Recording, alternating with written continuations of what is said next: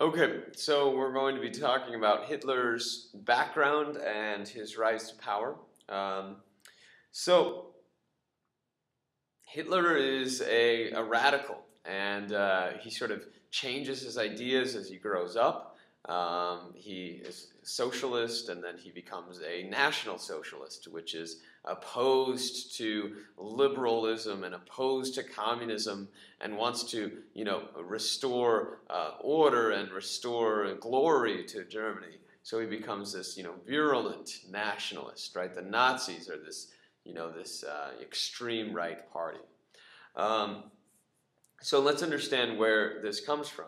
Hitler, of course, grows up in Vienna, and Vienna is full of the Habsburg nobility. It's full of all these different nationalities and Marxists and other working class intellectual or working class groups, and also all sorts of intellectuals, the intelligentsia. And of course, it's also full of Jews. And so Hitler is very conscious about race, and Vienna has a lot of anti Semitism. One of the mayors of Vienna is a very outspoken anti Semitic person, and um, so this is the environment in which he grows up. Now, when Hitler goes into the military in World War I, he's fighting for the Germans. And so he joins the German side. Remember, he's German in Austria. Austrians, those that are German, are German ethnically. There's other people living in Austria, these other ethnic groups, but most Austrians are Germans. So he joins the German army, and he finds fighting liberating and exciting. And so World War I has a huge effect on his outlook. Now, for him, World War I freed humans from the dull existence of reality, right, from their bourgeois reality. And so after the war, Hitler is returning, living in a place that is in upheaval. Germany was defeated. And Hitler does not like the fact that Germany signed this armistice and that the new government, the Weimar government, signs the Treaty of Versailles.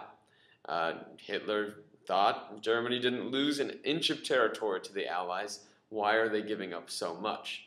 And so he is quite angry. And after the war, there is the fear of communists. And communists actually stage a rebellion, the Spartacist Rebellion, in 1918 or 19. I think it's 1918, where the new government, the Weimar Republic, has just been created.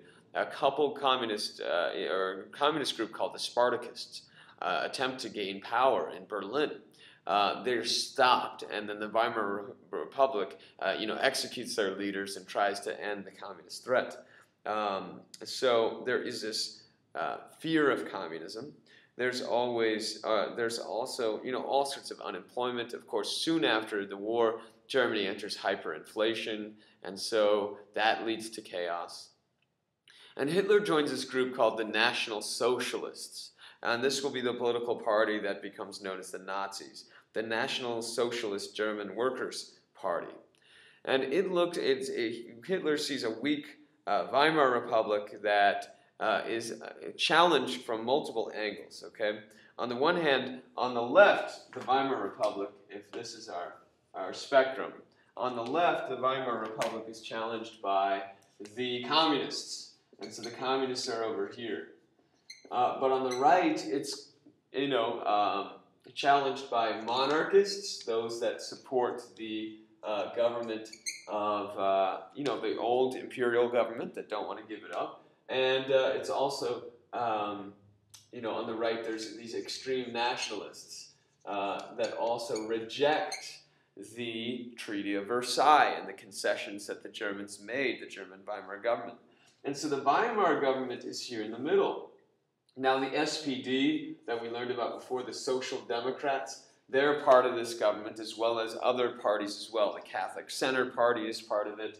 And so this is sort of in the middle between these extremes. And Hitler's going to take the National Socialist Party and make it this extreme party on the right. Um, Now, in the early 1920s, Hitler creates for the Nazis these sort of groups of armed young men, and they're called the brown shirts, right? So Mussolini had his black shirts, Hitler has his brown shirts, and they wear brown, and they're thugs, and they run around, and they attack labor leaders and communists, they set things on fire, and they're known as the stormtroopers. That's the translation, which is, of course, a term that's become popularized in Star Wars, but was before 1977 known to refer to the SA, the brown shirts, the Hitler's sort of early armed bands.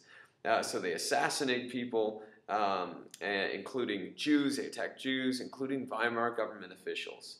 And Hitler attempts to seize power down in Munich in what's known as the Beer Hall Putsch. So he attempts to claim this new government being put in place.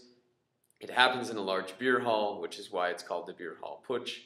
Putsch is a word that basically refers to an attempted coup. And it fails. So Hitler is arrested after he attempts to seize power, and he goes into prison where he writes his book, Mein Kampf. And Mein Kampf will be a book that explains his ideas. Mein Kampf means my struggle, and it explains his ideas about the fate of Germany, how he suffered, how the German people have suffered, and who's to blame. The Jews, communists, these sort of outsiders, foreigners, the Weimar government, which sold out the Germans. And, of course, Mein Kampf will lay out his vision for Germany. It's a vision about that stresses expanding the German state and making Germany great again. So he says Germany needs to rebuild its army and needs to reconquer territory that it lost, needs to unify the Germans, needs to get more land, Lebensraum.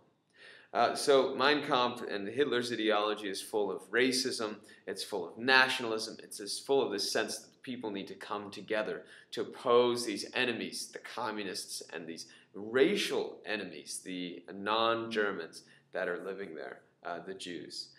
So these are the basic ideas of Hitler's ideology.